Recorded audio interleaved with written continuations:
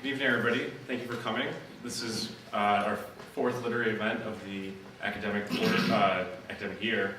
My name is Giovanni Roble, and I'm lucky enough to serve as the historian and literary chairman of the Chicago chapter.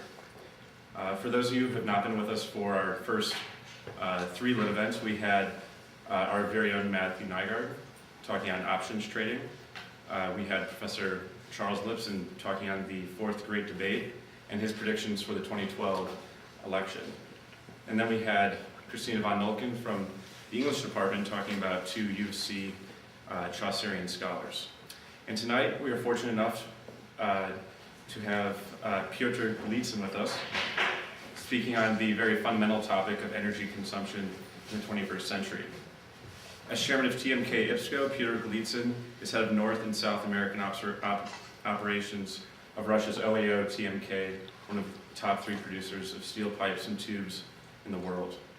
TMK's acquisition of IPSCO Tubular for $1.7 billion in 2008 represents the largest investment, one of the largest investments ever made by a Russian company in the United States. TMK IPSCO now has 11 production sites in 8 states, with a combined pipe production capacity of over 1 million tons. The son of a Russian exile, displaced by the revolution, Golitsyn graduated from the Massachusetts Institute of Technology with a degree in molecular engineering and specialization in design and materials and analysis. And now, to enlighten us on the future of world energy, Mr. Piotr Golitsyn. Thank you.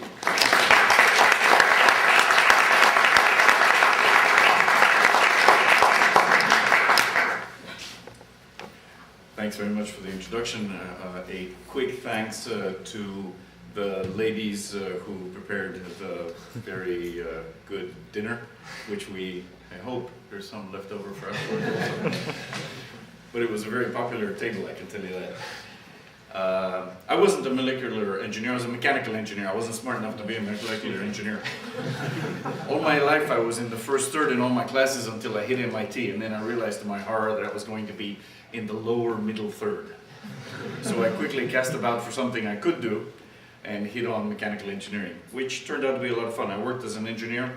You are all going to leave university in a year or 2 or 3. So this may be interesting. I worked as an engineer for 10 years and all over the world inventing new products, and then sold my soul and started getting into sales and marketing and management. And the older I get, the more I do, the better I get paid, the less I actually do. Seems I spend all of my time getting people to talk to each other and to be helpful to each other and productive with each other, rather than building anything anymore. But that's the trade-off I think you have to accept when you become more successful at what you do. This is a very big topic, and I will make it quick, leaving time for questions at the end. We're going to concentrate, first of all, on energy in the world and North America. I have to put in a little plug for my company, what we're doing in Russia, North America, and then some truly mind-bending stuff about the new frontiers that we see in the energy world, the Arctic, and the gas hydrates. And most of you don't even know what a gas hydrate is, but it's responsible for the Bermuda Triangle. More about that later. Some thought-provoking world stats. Global energy consumption hasn't grown. Thanks very much. And it doesn't have a laser, does it?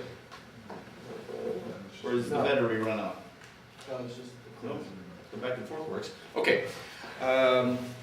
Notwithstanding a lot of the gains made in energy conservation in the United States, and especially in Western Europe, who has been at this for 30 years and more, the energy consumption has not grown this fast in the last 40 years. The world just cannot get enough of it. That is not about to change. The driver for that is Asia, India, and the rest of the world that wants to live as well as you do. China has now become the largest consumer of energy, displacing the United States. One of the reasons that happened is not only China's growth, but also the United States, as a result of the recession, I prefer to call it a depression, actually started driving less, driving about 5 to 6% less over the last 3 years. That may not sound like a lot until you look at the fact that you people drive 3 trillion miles a year. That's a lot. So China is up at over 20% of all the world's energy consumption. Oil has been growing, but at the slowest rate in 30 years. Natural gas consumption at over 7% is the highest in 30 years.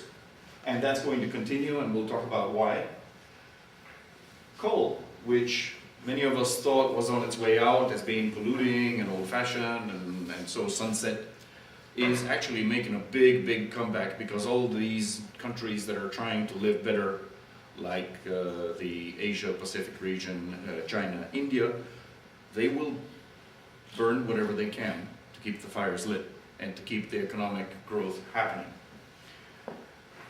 This is the bear in the room. China's share of global consumption, for example, almost half of the world. They're opening up one city-sized coal power plant, electric energy plant per week. And no, it is not any of the new clean coal technology, which basically insists on paper mostly. Here's the saddest part of this all. As all of us who love the planet and are outdoors people, and I'm a hunter myself, would like to see more alternate energy. Alternate energy is not even 2% in the energy pie today. And that's a fact, whatever the different capitals of the world say. Interesting to look at the energy consumption of the world over the last 25 years, 27 years. The oil crisis that hit so hard here and in Western Europe was basically, the green is the oil, was basically not felt. Why? Because the consumption in these new regions that I'm talking about, which used to be called the third world, which are fast becoming the first, is so relentless. 2 factoids that you can roll out at your next cocktail party, starting today. China continues to consume half of all the new oil found since 2000. The Asian region consumes 75% of all the oil found since 2000. India adds 75,000 people to its middle class every day. This might not sound like a lot, 75,000, I mean it's a very small city. But over a quarter, that is Chicagoland. And when they get in the middle class, they have demands. They want to be warm, they want to be well dressed, they want to have lots of plastics. If there were no plastics, because there were no oil, all of you, except those sitting on the wooden benches, would suddenly find yourselves on the floor. That's how important and pervasive plastic is now. I've been looking at these charts. By the way, most of this data comes from the BP Statistical Review of World Energy, and terrifically useful instrument anytime you're talking about energy. I mean, I've been looking at these charts over the last couple of years, and it's very interesting to see, for example, that all of Europe, this is a chart of consumption in capita per tons of oil equivalent. That means all of the energy that you use during a year turned back into a barrel of oil or a ton of oil. The darkest is over 6 tons per person per year. North America, is that a surprise? There's some work to be done here. But looking at these maps over the years, Europe is getting lighter and lighter because they're doing so much in insulation, in the newest technologies. They are now making and selling for good money absolutely green houses that require 0 liters per square meter per year heating oil. They are heated by your bodies, by your computers, by your refrigerators, and even the warm air rising up out of the stack from your toilet goes through a heat exchanger first, so that you don't lose the warmth. A lot being done there. Even Russia, notoriously bad in energy efficiency, is getting lighter. What's going to get darker is Africa, India, China, the whole Asia-Pacific region. And that is a juggernaut. That's what's driving all these demand figures on oil and even coal and gas as well. About 60 years ago, a scientist who just passed away came up with this cute theory called peak oil and predicted that the oil would run out in exactly 47 years, which was quite clearly crap, because it didn't factor into the equation any new technologies. The people who believe that peak oil theory have been calculating peak oil theory in 1990 and coming up with 40 years, in 2000 and coming up with 45, and in 2010 coming up with 38. It's not going to happen, people. When the pressure is on the oil and gas companies, the majors, they come up with different ways to get more hydrocarbons. And that's going to continue. And we're going to talk about one of the most revolutionary ways to do that. So again, I was looking for the silver lining in the alternate energy universe, and it's my sad duty to inform you that there isn't one. So far is the key word. In 1990, 30 years ago, 22 years ago, hydro was 6% of the energy pie, and true alternate was 1%. Everything else, 93%, was any different form of energy that you burned, from nuclear to coal to oil to gas. 20 years later, hydro stays at 6%, and true alternate has gone up to 1.8%, as we saw earlier. We're still burning 92%. That is going to change only when we have new battery technology. And there's some interesting work being done by a company called A123, which is an expert in lithium batteries, and they're coming up with an electrolyte which is based on nanoparticles, which would allow you to make a battery of any shape or size you wanted. Imagine that you take all the empty space in a car and you fill it with a shell, a rotationally molded shell, and you fill it with electrolyte, and you've got a battery over your left fender, you've got a battery in your left front door, your left rear door, your left rear fender. There, you might be talking about a breakthrough. There have been breakthroughs of sorts. 3 years ago, Spain, for about 2 glorious hours, provided over 50% of its electric power requirements from wind, and then the wind stopped. Wind will stop, but if you can find a battery such that you can load the battery with the wind even when you don't need it in primary energy demand, then you can store it up, and you can do the same thing for hydro and solar and all the rest of it. So don't lose hope. It will come back as soon as we get a good battery. This is a very confusing slide. Let me make it real simple. The vertical lines are the break-even lines below which, to the left of which, the technology is feasible, to the right of which it is no longer feasible. Gas today is running at $2.5 per million BTU, or 1,000 cubic feet. At this point, the only thing that can compete with gas is deep water drilling. Oil, however, which is running at 35 a barrel here, oil at 100 a barrel is running right through here, is saying basically every form of hydrocarbon production that you can think of is profitable at these prices, including corn ethanol. However, I have a problem with corn ethanol. I think it's immoral to make fuel out of food. And 3 years ago we had hunger riots in the Mexican state of Jalisco and in a state in India, because the corn was all being bought up and brought here to be turned into ethanol to be mixed with gasoline. That is not sustainable. If you took every single acre that is now planted in the United States and put it into production for ethanol, you would not be able to increase that proportion of ethanol and gasoline for the United States over 20%. So you cannot compete, you cannot run a competition for energy against food.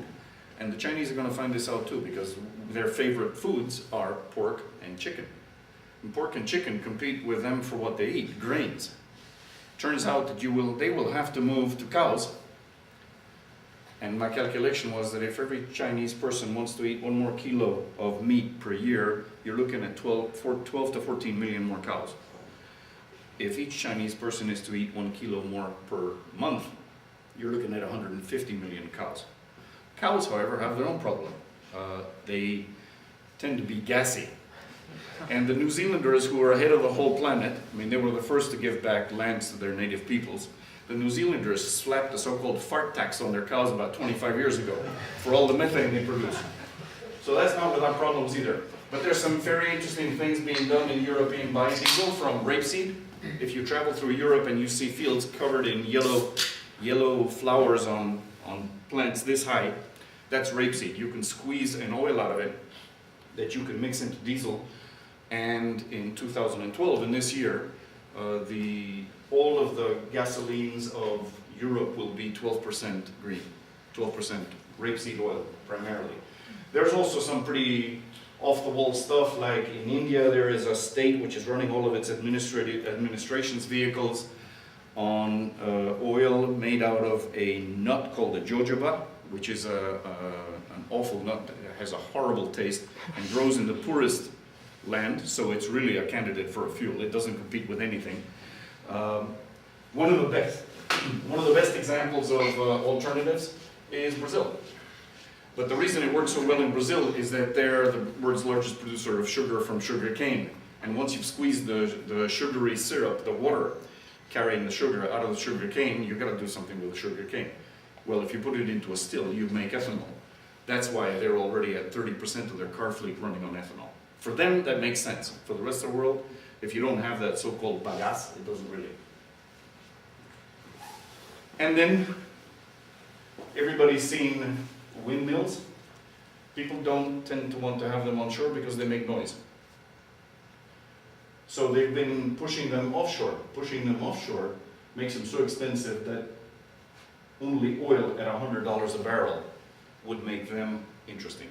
Below $100 a barrel, an offshore wind rig is a money-losing proposition. I know because I bought a steel mill in Denmark that went bankrupt because the government, in one of these happy moments, forced it to buy 30% of its energy from green sources, and they went bankrupt as a result.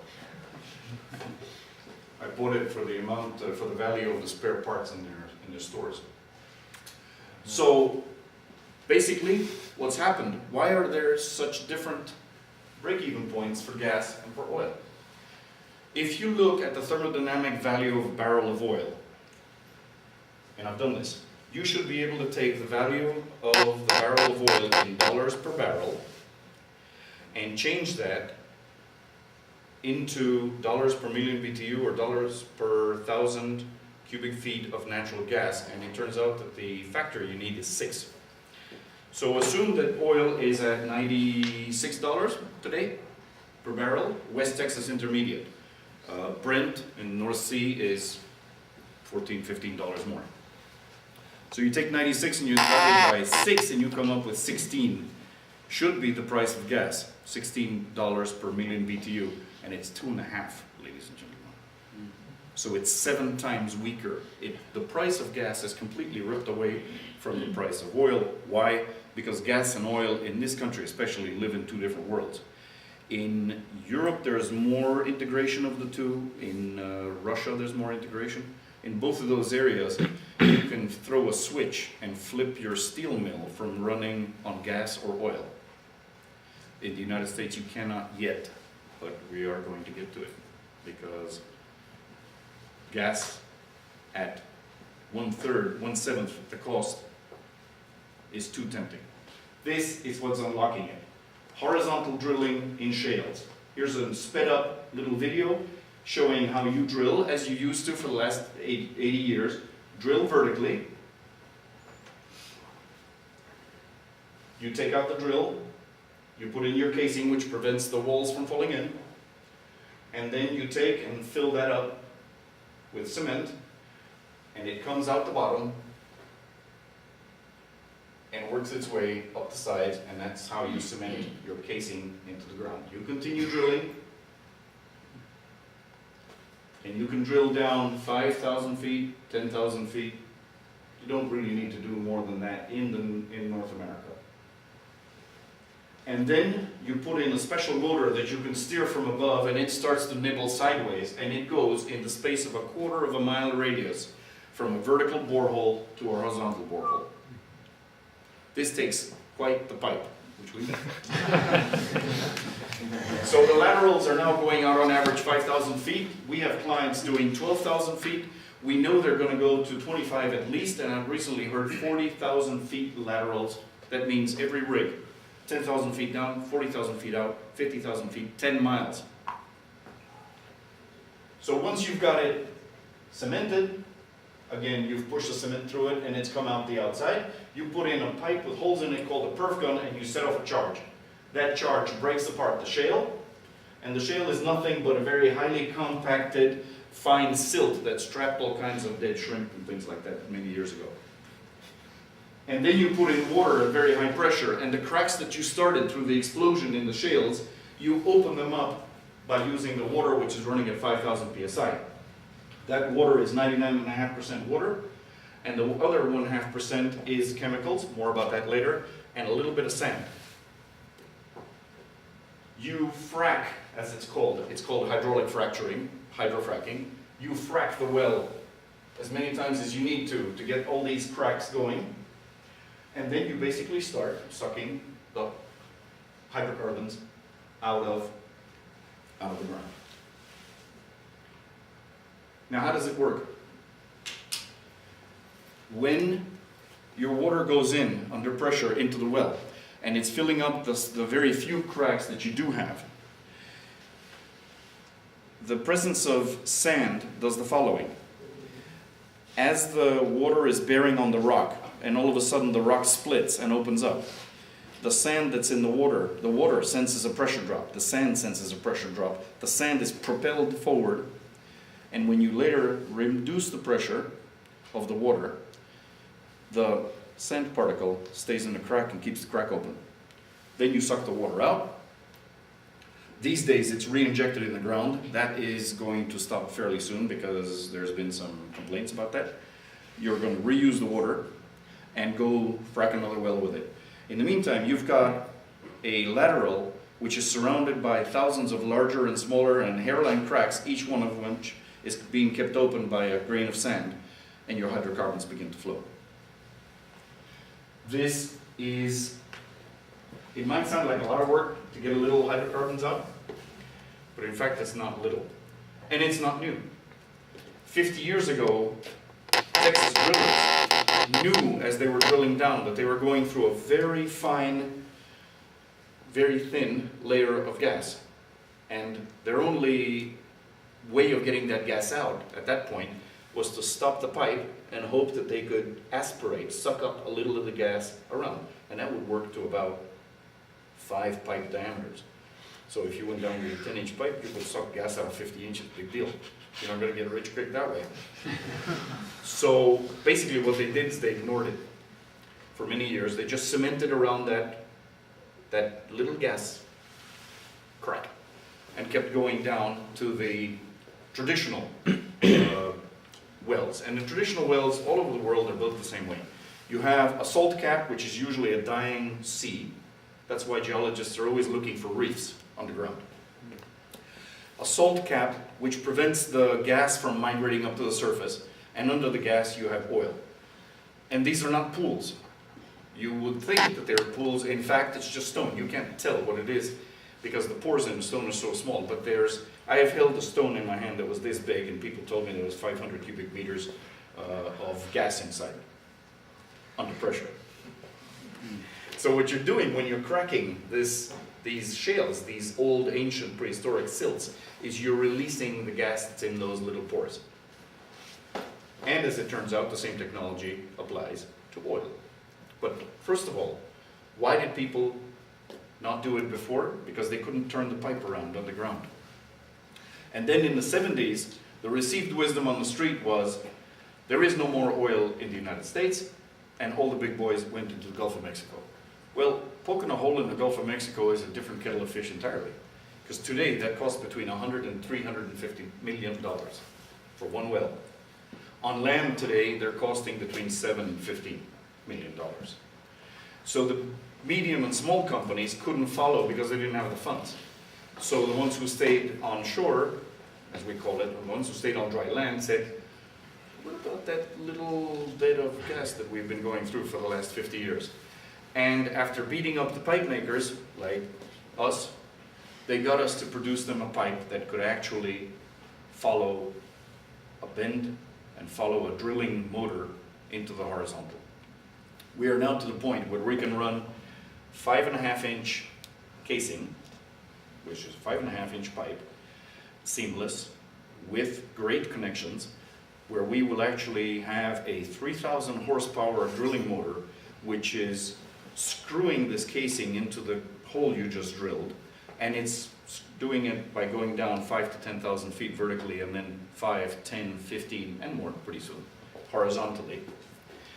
And through all this, through the compression, the torsion, and the bending, the connections aren't leaking. That's what made this whole industry possible, and this is where our company shines. We have over 1/3 of the United States market for these premium connections. Is it worth it?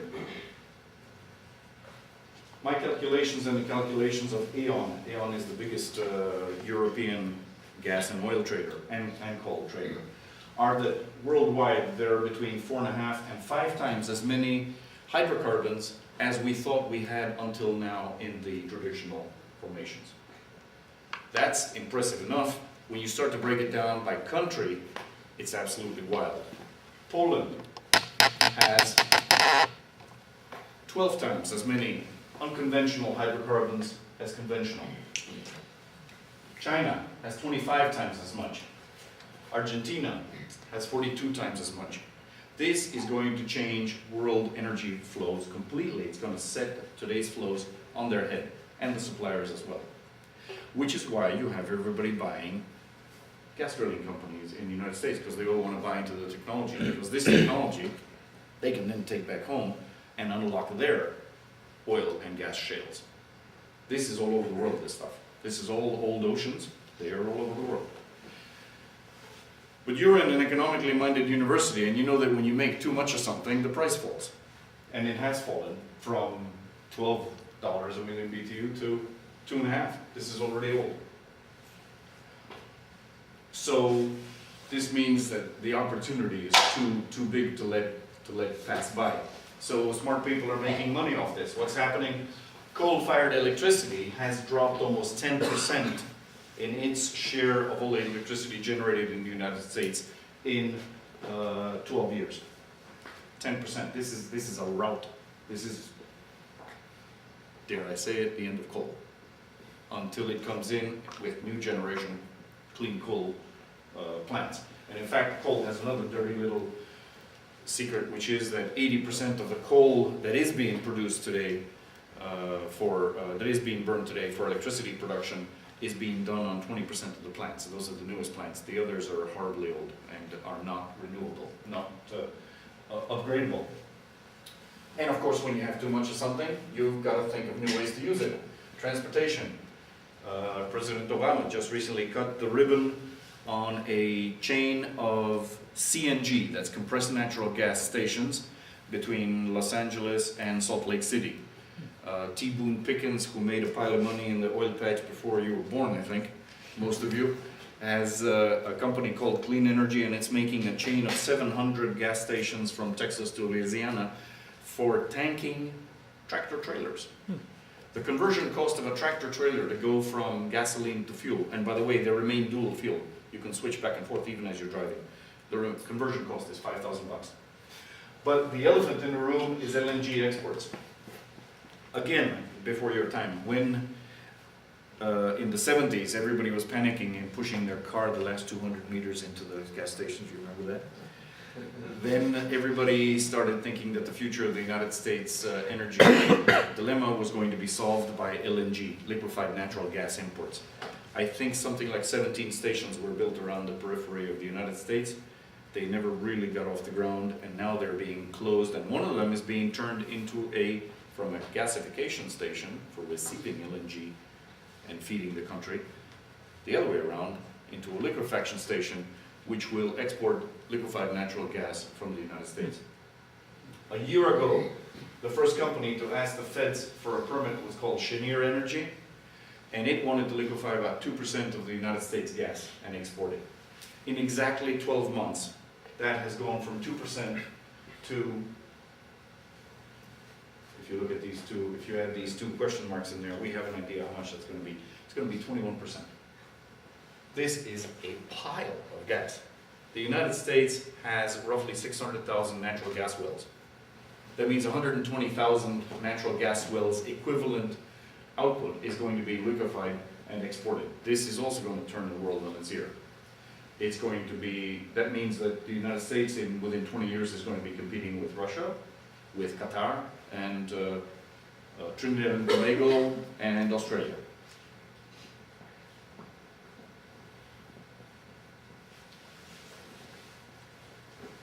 The technology that was developed for the gas shales, as I said, could also be applied back to the oil shales. And in fact, there's a big discovery called the Bakken field in North Dakota, which goes across the border into Canada. It's oil in shales. 97% of all the wells are already drilled horizontally and hydrofrac'd. And this is going to outproduce the famous Prudhoe Bay field of Alaska in this year. Interesting to note that North Dakota, as well as Texas, the only two states that came out of the recession with more jobs created than lost. And in fact, North Dakota is reaping such a bonanza from this drilling that it is considering canceling state income tax. What does the next year hold? Roughly 2,100 drilling rigs in the United States, another 450 in Canada, another 500 in Latin America. In the Americas, we're looking at 3,000 drilling rigs. Today's drilling rigs are not your grandfather's drilling rigs. They can drill 33 wells a year. This is incredibly fast. And nobody drills dry wells anymore. Nobody. Maybe once in a while in deep offshore you blow it, but otherwise nobody drills. Our company, as I said, very short, 14% of the world's OCTG market, that is oil country tubular goods. That's whatever pipe you use to go down to drill, case, or tubing on a well. If you look at seamless, which is not welded pipe, but seamless pipe, as this implies, every 8th ton you see anywhere in the world is ours. As far as the financials go, we had before the crisis a growth both in revenue and EBITDA of 25% compounded yearly until the crisis, when we took a bath like everybody else. And we don't have the final figures just yet, so I can't tell you that, but what I can tell you is going 12 months back from the 9th month of 2011, we're just shy of $7 billion turnover. The world's largest steel pipe manufacturer, and this is why. Because we have one foot in the United States, where I just said the Americas has 3,000 drilling rigs. This is 60% of the world's drilling rigs in this region alone. And we have another foot in Russia, which is drilling between the Caspian and Russia proper. 22% of the world's wells, the United States has 33%. Together, we're in a region that drills 55% of the world's wells. And where you drill, you'll need to case. Where you need to case, you'll be putting in tubing. Where you put in tubing, you'll be getting hydrocarbons, and you've got to get those hydrocarbons to market, if it's gas, or to a refinery, if it's oil. As a funny aside, our steelmaking capability is now at 3 1/3 million tons. We are pipe makers, but we're also the world's 40th metallurgist. And what's interesting is that this business is pretty damn green, because all of the pipe we make are either melted from scrap by us, or they're bought from mini mills that make the coils from scrap at their plants. So basically we're just adding additional elements to get the right chemistry in the metal. The metal itself has been around the block a dozen times. So, and this is the way we've been growing. These are our two main competitors, Argentine-based Tenaris and France-based Vallourec Mannesmann. This is us here. We've been moving up and up and up and up. What I can tell you is that at the end of, we overtook both of them in 2009, in the very hard crisis year. initially by very little. Now we've opened up our lead to 1 million and 2 million tons, and we finished 2011 at 4.23 million tons. So we're comfortably the largest in that. And what we're doing is, we're not stopping we're at what we've done so far. We are investing $200 million a year in Russia on upgrading and finishing up our capital expansion, which has set us back $2.5 billion. And in the United States, having bought IPSCO for 1.7, as you pointed out, we've put in another 300, so that's 2 billion, and we're now we're committed to putting in another 100 million per year till the end of the decade, so that's another billion. So we're in this business to last. We've just opened up a research and development center in Houston. We are increasing our threading because these pipes are screwed together, except for line pipe. It's welded together, the pipe that brings the gas to market, or the oil to market. Increasing our threading by 50% on capacity, and our heat treatment to get the steel as hard as we want by 50% also. What's happening in Russia is this is where Russia got its oil and gas from all these years. It's now moving east, and it's beginning to move into the Arctic, and we'll talk more about the Arctic. It's also in the Caspian. Caspian is interesting because it's got up to 35% sulfur by weight, making it very difficult and very corrosive and poisonous to get the gas out of the ground safely. And in Sakhalin, you have, I was just there, you have wells there that in one day put out as much gas as your average West Texas well puts out in 3 years. 1 billion cubic feet a day. Already 5% of the world's gas is being liquefied in Karsakov at the end of the island, and before they're through it'll be 12.5. So pushing into eastern Siberia. Also adopting the technologies that were invented in the United States for horizontal drilling. Lukoil, 2% of the world's oil supply, wants to go to 40% horizontal drilling in 2 years. And the old Soviet Union legacy wells that were not producing a lot of oil are now being replaced by greenfield, by new wells that are producing that much more, as you can see. So a lot happening there. Another area of the business that we're very big in is transcontinental pipelines. The blue being gas, the brown being oil. We've participated in each one of these. Our next big project is the South Stream, which is competing with the European Union's Nabucco, which we think won't happen because they don't even have all the papers signed yet for the right-of-way and the offtake of gas. So we'll do this one, and then we'll come to the Americas for our next big transcontinental lines. As I said, horizontal drilling, changing the entire game. This is as important as the discovery of oil in Baku was 150 years ago, when Baku provided 50% of the world's oil and Titusville, Pennsylvania, the other 50%. The whole thing hangs together because of the premium connections. As you're pushing and shoving and turning your pipe down hole, we already have 15 of them and 34% of that market. So this is what we use to keep opening the door to our clients. Interesting, some statistics from the Haynesville Basin, which goes from Texas to Louisiana. Time to drill in the Haynesville Basin is now down to 11 days. From the moment the drill bit touches the ground, to the moment the operator pulls it out and says, I'm going, 11 days. 8,000 feet deep, 5,000 feet over. Average lateral today, 4,500 feet, that's going to go to 14, it's going to go to 40,000 feet. And the costs to drilling complete, just the drilling, are basically 3 million. A complete well onshore horizontally drilled is between 12 and 15 million these days. Each drilling rig, because they're running so fast, 11 into 365 days is 35, so figure 33 rigs, 33 wells a year is using up to 4,000 tons of pipe per year, which gladdens our little pipe makers' hearts. Of course, with prices on gas so low, everybody is literally and figuratively off the chart left. Nobody who is drilling dry gas today is making money. The ones who are surviving are the ones who have what's called wet gas on their lands, on their leased acreage. Wet gas contains high carbon liquids, which are basically liquid plastics. You can sell those for so much money that you effectively double the price of your gas, and that keeps your nose above water. And with oil at $100, nobody's feeling any pain on the oil side. So a great dichotomy. What's happened in the United States, remember I told you in the 70s, the big boys went offshore because they said there's no more oil.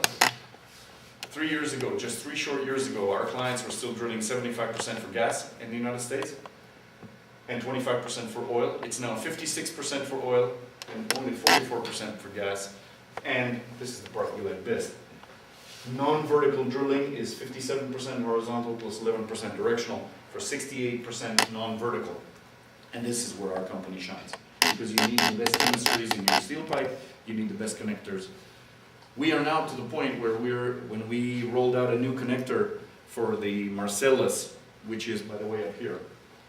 The Marcellus shale is actually 3 gas shales that start in Ohio and go up through West Virginia, Pennsylvania, New York, and in fact go on into Canada. The recoverable gas in the Marcellus has been estimated as being equal to the gas which the European Union invested in Russia over 240 years. This is a monster. So we designed a connection just for the Marcellus, and our driller told us a funny thing. They drilled down 8,000 feet, went into the turn, got horizontal. We're drilling along and hit a hard spot, and the geologist, rather than break the drill, said go over it. So 8,000 feet down, they give the signal to go up. They start drilling over it. They go over it down the other side. The geologist says, you've gone too far, hang a left. They hang a left. He says, come back again, left. They hang a left. They hit the shale, and he says, go right. And he goes right into the shale and starts sailing through the shale. Our clients can now tie our pipe into a knot with a half-inch, with a half-mile diameter, 10,000 feet underground. This is bordering on science fiction. Another thing to look out for, and these are all free investment tips. Another thing to look out for is the Canadian oil sands. When Canada got into the oil sands business, first of all, they called it the wrong thing. They called it oil tar, and that obviously won't fly. So marketing got a hold of it, called it oil sands. What it is very thick oil that's congealed in sand. And initially, and this was the biggest problem with these oil sands, they figured out that the cheapest way to produce it was to excavate it. Now, as much as my bread depends on the energy patch, excavating for oil sands it makes the moon look good. It's really ugly. And it goes down 75 yards. And then once you've got all the oil out and squeeze the oil out of the sand, you've got to put the sand back in, you've got to put the ground cover back in, you've got to grow the grass again because you don't want the caribou falling in the pits either. And the caribou are very picky about their migration routes. If they've been going across the same stretch of ground for 100,000 years, they will continue to do so even if there's a 75-yard hole. So a new technology was invented. Again, technology, remember the peak oil theory? No technology in that equation? A new technology was invented. It's called SAGD, steam assisted gravity drain. You use a pair of pipes. Gladens are hard. Already a pair of pipes, sounds good. The upper one, you inject steam into it. The steam heats the ground. The oil in the ground gets heated also. The viscosity drops. It starts to run through the ground, dribble through the ground. You put a second pipe below it with holes in it too, and you suck up, you aspirate the oil. There's an additional twist. I think I have it. Yep. It's called a wedge well. It was invented by Synovus up in Calgary. People discovered that if initially you're only heating this much, after about 6 months you're heating so much that your heat affected zones are overlapping and you're actually losing oil between the pipes, so they, oh happy day, threw in another pipe. Which had the effect of increasing the performance, the efficiency of the well by 10%, which meant that oil sands oil is now competing in production costs with traditional oil. This is immense for the United States because the Canadians now have the second largest oil reserves in the world after the Saudis. And the Canadians are A, near, B, friendly, C, you don't have to go over any oceans to get the stuff to you. So I think the decision on the Keystone pipeline is probably going to be reversed. And if it won't, the Canadians will just turn that thing to the west, bring it to one of their fjords and export it to China. Hopefully cooler heads will prevail. We have calculated that in the worst case, Canadian oil sands will account for 36% of all American oil imports by 2030, and in the best case, they will account for roughly half, 48%. So oil sands, as this is all imports into the USA. Oil sands are booming. There's another reason why that's important. All of your refineries on the Gulf Coast were set up for heavy oil. You cannot change the oil you feed a refinery just like that. You have to rebuild the refinery. You can't just flip a switch and say, and now it's going to be light. No. So 50 of them built for heavy oil from Mexico and Venezuela, both of which are beginning to produce less. The one because of economic concerns, the second one because of political concerns. You see them here. So Canada definitely growing a lot. Iraq growing a lot. The optimists say Iraq's going to septuple its oil production. It won't, but it'll triple it. And for the first time, Russia, who is now, by the way, for 10 years, Russia was going head and head with the Saudis to be the largest oil producer. For the last 3 years, it has been the largest oil producer and is not in OPEC. So it does not show the same restraint that the Saudis do when the price is good, as it is today. Has actually not only become the world's largest producer of oil, but also exporter, and is now in the top 10 suppliers to the United States. We'll talk about some of the weird ways Russian oil is getting here in this. I told you I would tell you about some off-the-wall stuff. Here it is. About 3 years ago, at New Year's, a Russian senator felt duty-bound to get into a mini-submersible and go down to the bottom of the ocean at the North Pole and plant a Russian flag. Everybody in the West had a nice chuckle about that and said, those Russians. Well, he wasn't totally crazy, because there is something called the United Nations Law on the Sea, which says that beyond your 12-mile national security limit, you have a 250-mile economic interest zone, and on top of that you have your shelf interest zone, economic interest zone. It turns out that this senator had been poring over his atlases at home of an evening and came to the conclusion that this ridge, the Lomonosov Ridge, is firmly connected to the shelf of Russia. And if true, that would mean that the little flag he put here would be the beginning, not of a big pie like this, but it would be the beginning of a pie that would go like that. And a pie that would go like that. This area holds 22% as much, again, as conventional resources do today in the world. And it turns out that most of the hydrocarbons on the Russian side are gases.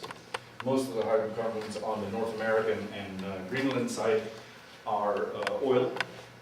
So this is going to be an area where things are going to heat up. After he dropped his little flag, the Canadians, normally peace-loving people, decided it was time to have military maneuvers up there. And it is going to heat up in more ways than one.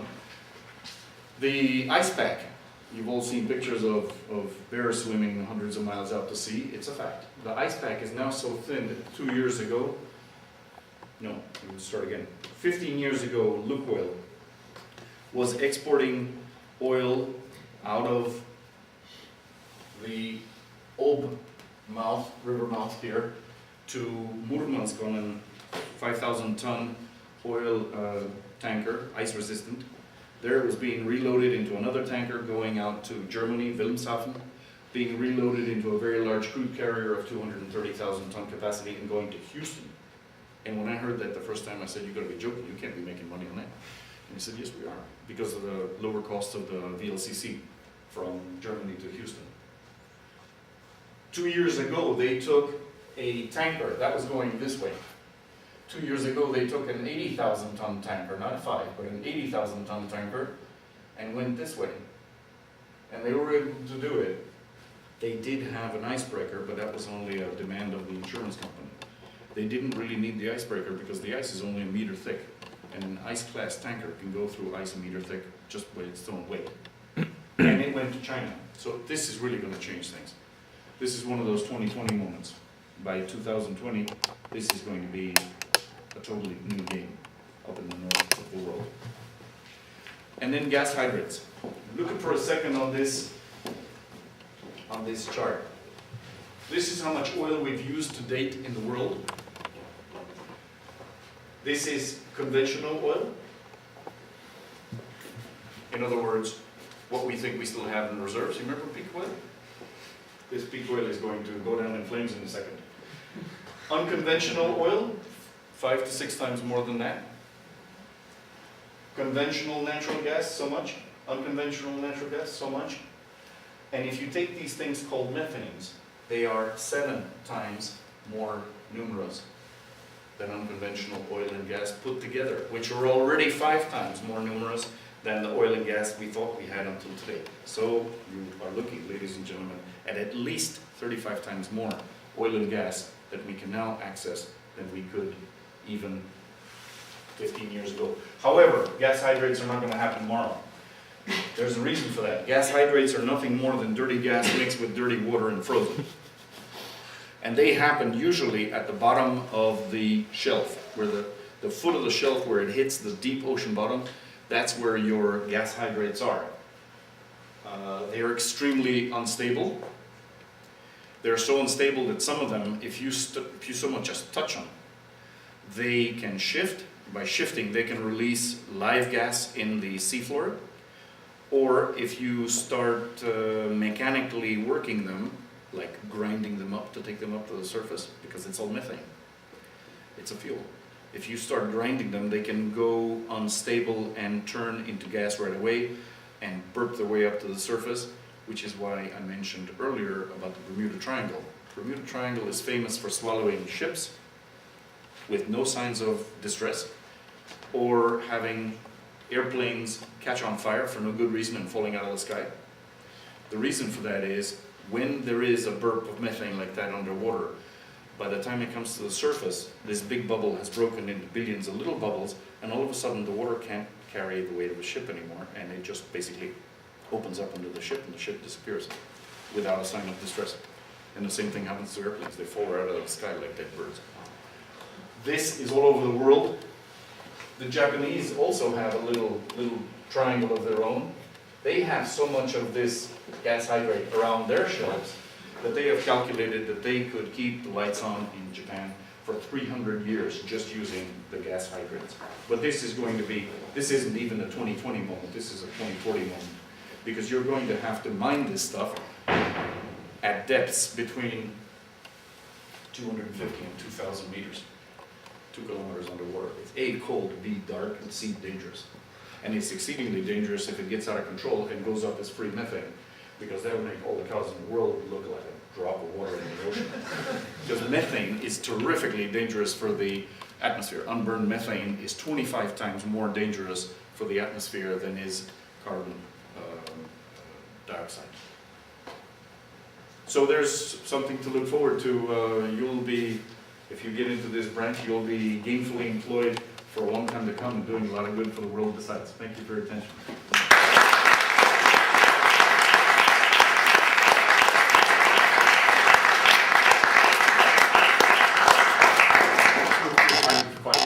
Yeah. Yes. Could you speak a little bit about your main motivations for the acquisition of the asset? Also, at the same time, some of your main concerns going through that deal, and also if you used an institution to advise and structure the acquisition. Oh yeah. We had banks, investment banks helping us. The history of our company is very short. It's only 10 years, and it can be characterized as follows. The first 5 years was about amassing production assets. We have 4 mega plants. I mean, each one of these is the size of a city in Russia.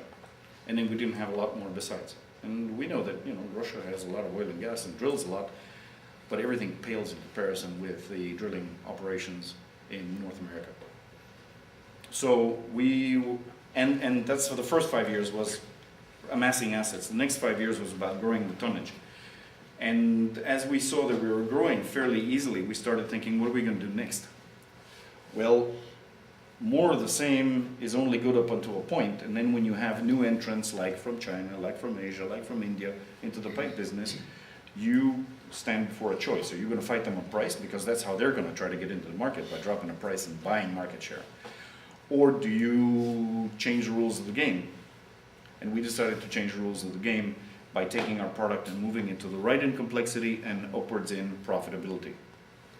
To do that, if you're in the oil patch in any way or form, you have to be in the United States, because the United States, and specifically Texas, is the center of the universe. Texas, before the shales came on, Texas had 56% of all the wells in the United States, and neighboring Oklahoma had another 14%. That's 70% of all the wells in the States. If you're not there, you're not a player. Plus, the price is very good in the United States for another reason. Here you have a tradition of wildcatters. You've all heard the word. What does it mean? A wildcatter is a one-man outfit with 10 burly guys with muscles like this and paunches out to here that you hire on a Monday morning, and if the price of gas goes south by 15 cents, you tell them on a Friday, sorry boys, and you give them a pink slip. There are 800 oil and gas companies in the United States. Most of them are this kind. Okay? In Russia, we have 35 potential clients. We work with 12 of them, and we make most of our money with 7. So a totally different approach. And where you have 800 people struggling in the same vineyard, you have a lot of demand for pipe, so you have better prices. And yes, we did use a bank. As our 10th year was wrapping up, as our second 5 years was wrapping up, we thought to ourselves, if we don't want to compete with the low-priced entries, and we know we have to be in the States, we need to get some advice on how exactly to do that. But it was already clear to us that we didn't want to go and become the biggest maker in the world of so-so pipes, but the biggest maker in the world of highest quality pipes. And the American acquisition has helped in that respect also, because it opened up our eyes to quality demands that just take your breath away in the rest of the world. The rest of the world's asleep compared to the pipe business here. What about some of your biggest concerns with the acquisition? Some of your We biggest thought risks? that there would be a lot of fear of Russians. You know, Russians were the Cold War enemy for 50 years. And it turns out that there was none of that. In fact, we never even went through a CFIUS process. For the adults among you, you know what that is. For the younger adults, it's a process that you submit yourself to when you make a large investment in the United States, and they check if that is okay with respect to America's strategic stance, or whether it's dangerous for the country. We didn't even go through a CFIUS process. There's many reasons for that. First of all, we were seen as good guys, because this industry hasn't had any investments for 30 years and is seriously behind the times. In the technologies we use here, definitely seriously behind the times. That's why we're spending $100 million a year. And frankly, the fashion in the United States is that, you know, the future is internet, the future is finance, the future is this, the future is that. Certainly not stinky steel. So we thought the fear of the Russians coming would be strong. In fact, it was a relief, because the American company we bought had, in the 3 years previous to our acquisition, bought one little company in Texas, bought a big company in Kentucky, was bought itself, and then sold 3 times over the next 2 years. It was a Canadian-American company with 25 factories. It was bought by the Swedes. They resold half of it to another Russian group that makes 25 million tons. They only wanted half of their half, so they sold us the quarter. These people have been in 5 mergers, in 5 acquisitions and sales over the last 3 years. They were delighted to finally enter into a group that's going to be doing pipe 50 years from now. Yeah. So your focus is mostly on the stuff you're extracting and moving, but it seems like there's probably a story to be told about the technology involved in building this pipe so we can do these things. I'm curious, are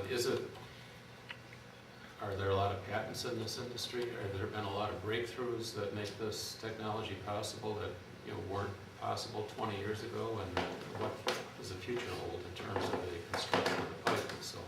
Well, people have been making steel for 700 years. So there aren't a lot of patents. Our colleagues who used to be this Canadian-American company filed their last patent for a new type of steel 20 years ago. So have we been remiss? Yes. That's why we built an R&D center, because we don't want to be remiss anymore. There are things that you can still do, but they are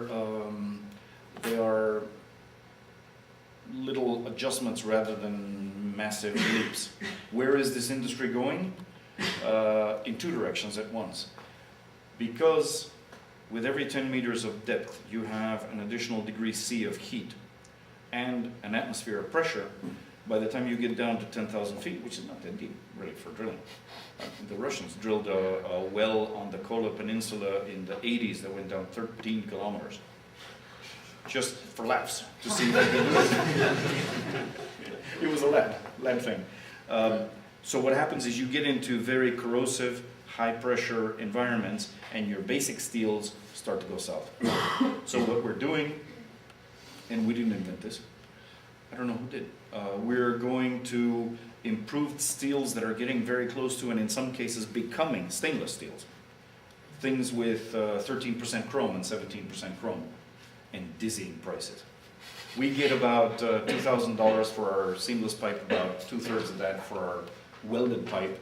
The same product, the same seamless pipe in chrome 13 will set you back for $5,000 a ton. In chrome 17, it'll send you back $40,000 a ton. But this is pipe that will never spoil underground, no matter how much hydrogen sulfide you have. So that's one direction, is the stainless steels. And the other direction, because the laterals are getting so long, what happens when you're drilling earth, this isn't neat like drilling steel where you can maintain tolerances. Your drill's flying all over the place, it hits a hard spot, it punches a hole in the wall, keeps going. I mean, the 3,000 horsepower motor, it will keep going. But when you have 10,000, 15,000, later on 40,000 feet of pipe lying in a hole, gravity takes over.